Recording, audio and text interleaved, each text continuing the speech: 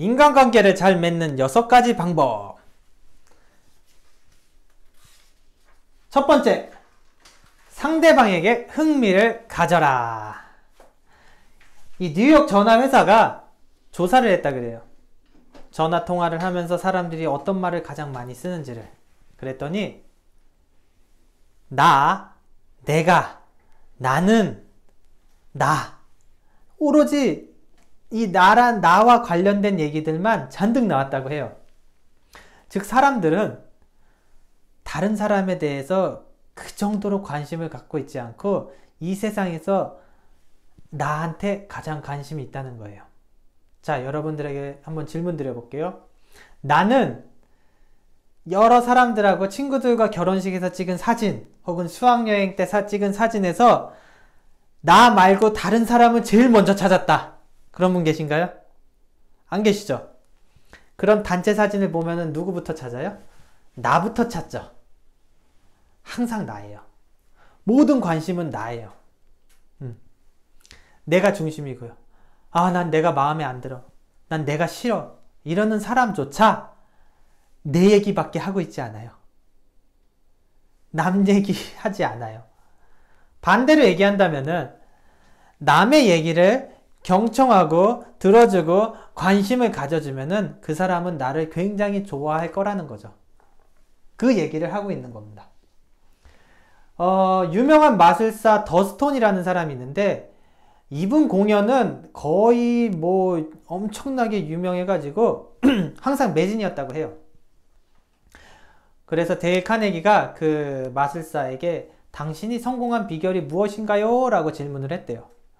그러자 그 마술사 더스톤은 사실 그 마술을 하는 재주, 솜씨 이런 것들은 별 차이가 없다고 합니다.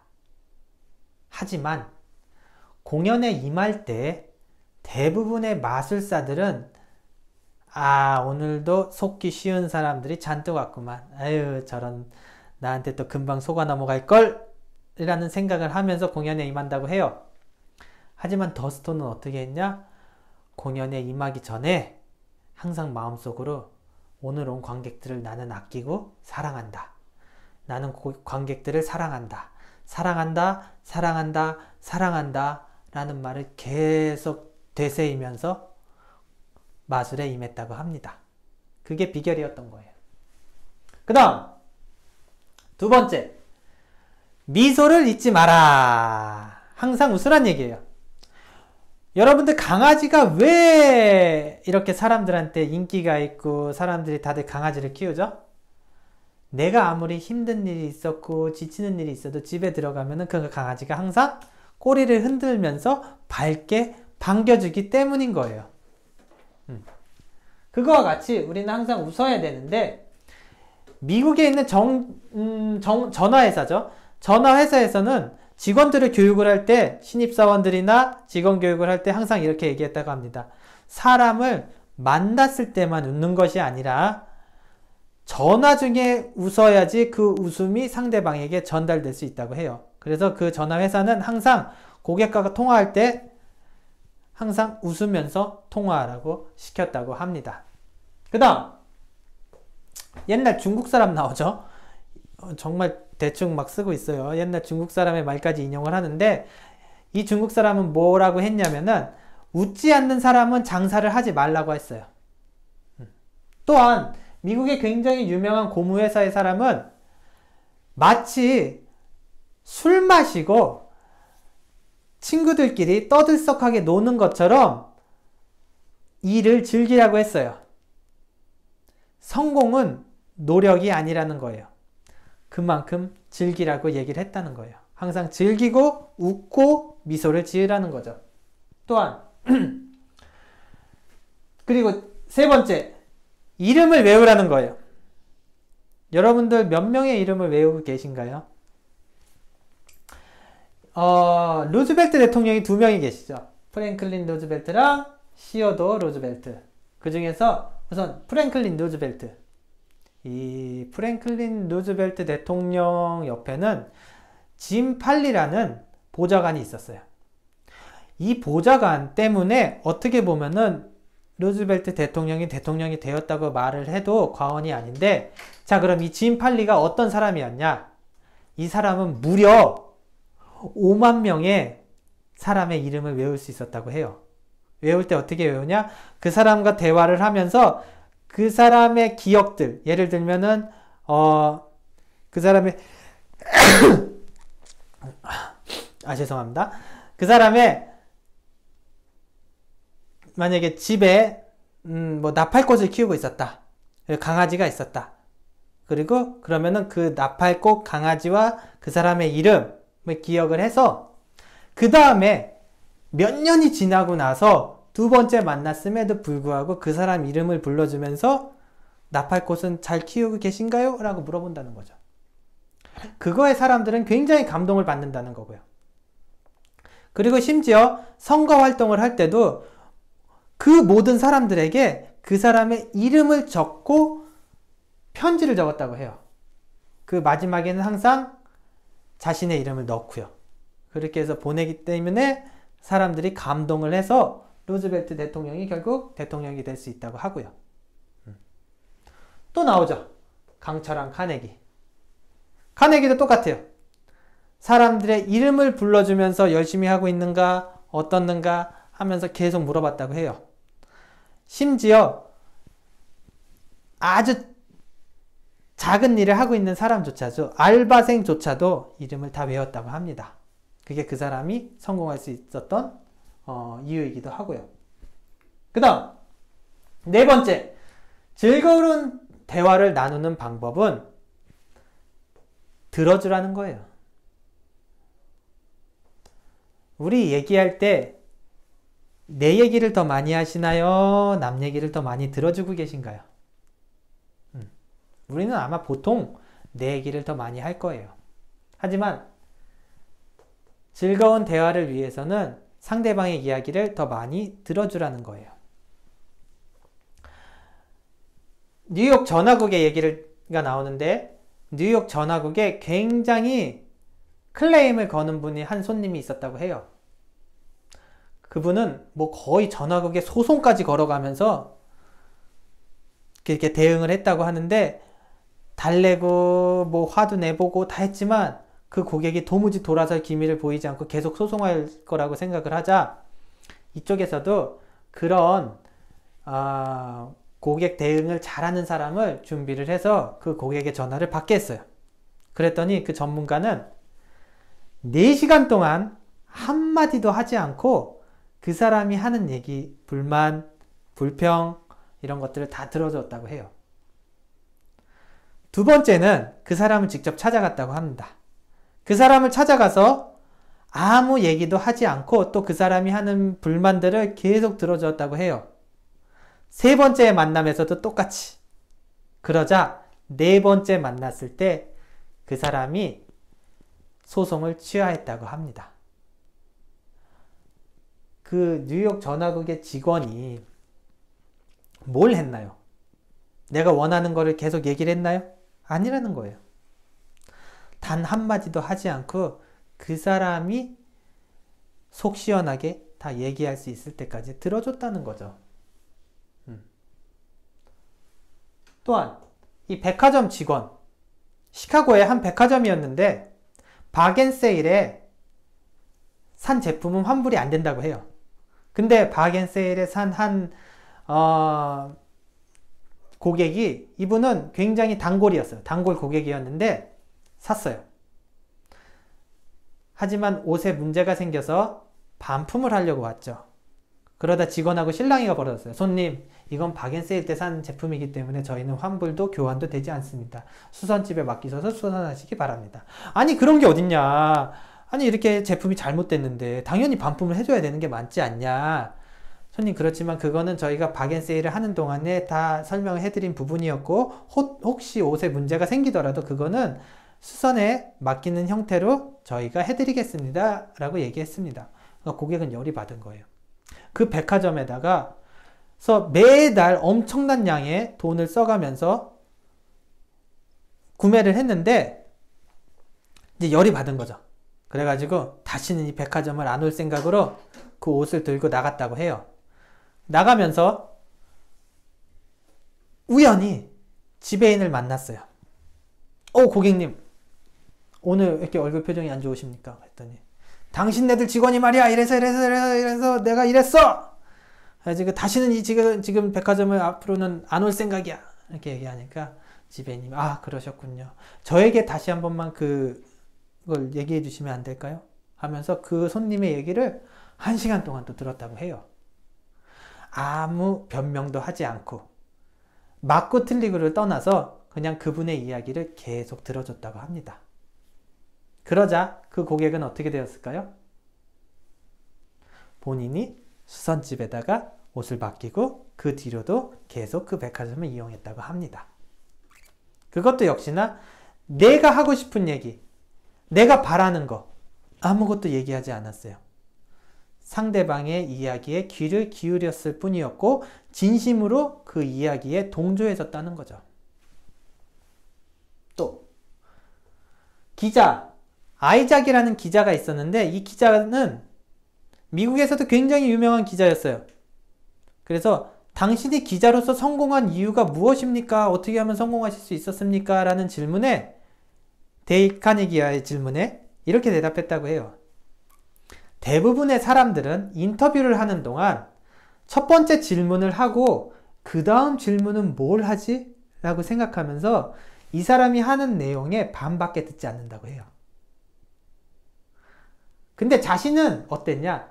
첫 번째 질문을 하고 그 이야기를 100% 끝까지 진심으로 들어줬다고 해요. 그리고 나서 두 번째 질문을 했다고 합니다. 그것의 차이인 거죠. 그 다음 5번째, 사람들의 흥미를 끄는 방법. 여기서 또 한 명의 루즈벨트 대통령이 나오죠. 아까는 프랭클린 루즈벨트, 이번엔 시어도어 루즈벨트 대통령이 나와요. 루즈벨트 대통령은 누구나 다 되게 유명하셨나봐요. 이 시어도어 루즈벨트가 굉장히 인기가 생기고 추앙을 받을 수 있었던 이유는 무엇이냐? 상대방에게 굉장한 관심을 보였다고 해요. 그리고 굉장히 박식했다고 합니다. 여러 방면에서. 어떻게 했냐? 자, 예를 들면은 오늘 손님이 와요. 손님이 와서 그 사람을 만나야 되면은 그 전날 그 사람이 원하는 것을 미리 조사를 한다고 해요. 만약에 그 사람이 낚시를 좋아한다. 그럼 밤새 낚시와 관련된 책을 읽는다고 해요. 그런 다음에 그 사람과는 낚시 얘기밖에 안 한다고 합니다. 어떤 사람이 차에 대해서 관심이 있다고 합니다. 그러면은 루즈벨트 대통령은 차에 대해서 밤새 공부를 한다고 해요. 밤새 공부를 해서 그 다음날 그 사람과 차에 대해서 얘기한다고 합니다. 요즘 신차 이런 차가 있는데 어떠신가요? 아니면 혹은 옛날 차 중에 뭐 이런 캐딜락의 무슨 모델이 이렇게 좋다고 하는데 어떤 생각 가지고 계시에요? 이런 식으로 그 사람의 관심사에다 초점을 맞춘다고 해요. 그렇게 매일같이 하다 보니까 모든 사람들한테 추앙받을 수 있는 그런 대통령이 되었던 거죠. 그리고 또 하나, 뉴욕에서 빵 회사를 하고 있는 사장님이 계셨는데 어떤 큰 호텔에 그 빵을 너무나 넣고 싶었어요. 하지만 4년 동안 그 회사 사장을 계속 쫓아다니면서 이분은 어디를 다니나 어딜 가나 그러면서 호텔에서도 묵어가면서 어떻게든 빵을 납품하고 싶었지만 잘 되지가 않았어요. 그러자 이 빵 회사 사장님은 방법을 바꿔야 되겠다 라고 생각해서 그 호텔의 사장님이 정말 원하는 거, 그 사람이 정말 흥미를 갖고 있는 게 무언지에 대해서 조사를 하기 시작했어요. 그랬더니 그 호텔 사장이 이 호텔, 본인이 가지고 있는 호텔 말고도 미국 호텔 협회의 회장으로서 굉장히 열심히 하고 있다는 사실을 알았어요. 거기에 자부심을 갖고 있다는 것도 알았고. 그러자 이 빵 회사 사장은 미국 호텔 협회에 회원으로 등록을 하고 그분을 열심히 도왔다고 해요, 옆에서. 그러자 그 호텔 협회 회장님, 호텔의 사장님이죠. 호텔 사장님이 갑자기 관심을 갖고, 자네 대단하구만. 이렇게까지 열정적일 줄이야. 이러면서 막 서로 너무 좋아했다 그래요. 같이 밥도 먹었고 하면서 하지만 이 사람이 무슨 일을 하는지는 전혀 몰랐다고 해요. 근데 어느 날 그 빵 회사 사장님한테 한 통화에 전화가 걸려옵니다. 자네 왜 나한테 빵 회사 한다는 얘기 하지 않았나? 당장 견적서와 수량을 적어서 나에게 보내오게. 자네 회사의 빵을 우리 호텔에서 취급하겠네. 라고 했다는 거예요. 굉장하지 않나요? 4년 동안 쫓아다녔는데 빵을 못 넣었는데 몇 개월 같이 정말 진심으로 그 회사 사장님의 즐거워하는 것들을 같이 공유함으로 인해서 자신이 원하는 걸 얻어낸 거죠. 관심을 가지라는 거예요, 상대방한테. 6번째, 칭찬하라는 거예요. 아까 나왔죠? 아까도? 칭찬하라. 공자나 노자나 그리스도, 석가모니, 힌두교, 이 모든 분들, 그리고 모든 종교에서 똑같이 얘기한 한마디가 있었어요. 남에게 대접받고 싶다면 남을 먼저 대접하라 라는 거죠. 근데 여러분들 이렇게 쭉 들어오면서 좀 느끼시는 거 있지 않나요? 그거 나 다 아는 얘긴데? 그런 생각 안 드셨어요? 만약에 인간관계를 잘하기 위해서, 인간관계를 성공하기 위해서 제가 만약에 양파를 주머니에 넣고 다니시면은 인간관계 잘 하실 수 있습니다 라고 얘기하면은 어떠세요? 양파? 껍질을 까서 넣어야 되는 거야? 어떻게 하는 거야? 이런 책에서 그런 내용이 나오면 굉장히 좋겠죠. 뭔가 지금까지 들어보지 못한 내용, 처음 들어보는 내용. 하지만 이 데일 카네기의 인간관계로서는 너무나 당연한 것들을 얘기해요. 그죠? 비판하지 마라, 칭찬하라, 사람들의 욕구를 불러일으켜라, 항상 웃어라, 이름을 외워라, 항상 들어줘라. 다 알고 있지 않나요, 여러분? 누구나 다 알고 있어요.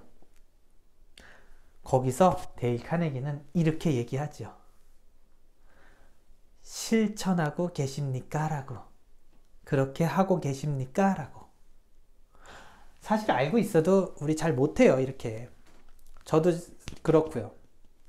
이 책을 몇 번씩이나 읽으면서도 잘 안 됐었지만, 그렇기 때문에 이 책을 한 번 더 읽게 되고 또 읽게 되고 또 읽게 되는 것 같습니다. 근데 잘 보세요. 그 다음 상대방을 설득하는 12가지 방법인데 비슷하지 않습니까? 보세요. 논쟁을 피하라 뭐예요? 비판하지 마라. 잘못을 지적하지 마라 뭐예요? 비판하지 마라. 이야기를 들어줘라. 듣는 사람이 되어라. 상대방에게 관심을 가져라. 우선 칭찬하라. 칭찬하라. 상대방의 체면을 세워라. 비판하지 마라. 비평하지 말고 본인의 잘못을 인정하라. 비판하지 마라. 결국에 이 책 30가지 원칙이 있지만 아주 간단하게 3가지로 정리하면 이렇게 됩니다. 상대방에게 관심을 갖고 비판하지 말고 칭찬을 하고 상대방의 이익을 먼저 생각하라라는 거예요. 결국 그 얘기를 계속 반복하면서 3가지 원칙, 6가지 방법, 12가지 원칙, 9가지 원칙이라고 설명하면서 결국에는 이 3가지를 계속 반복적으로 얘기하고 있는 거예요. 누구나 다 알고 있는 내용이지만 실천하지 못하는 것들을 다시 한번 상기시켜주면서 해봐라, 이렇게 하면 된다, 이렇게 하면 인간관계 잘 될 수 있다는 거예요. 그렇기 때문에 제가 마지막 결론으로 여러분들에게 다시 한번 카네기처럼 말씀드리겠지만 상대방에게 관심을 갖고 비판하지 말며 칭찬하면서 상대방의 이익을 먼저 생각하신다면은 앞으로 조금 더 인간관계를 잘 하실 수 있지 않을까 생각하면서 오늘은 이걸로 마치겠습니다. 굿바이!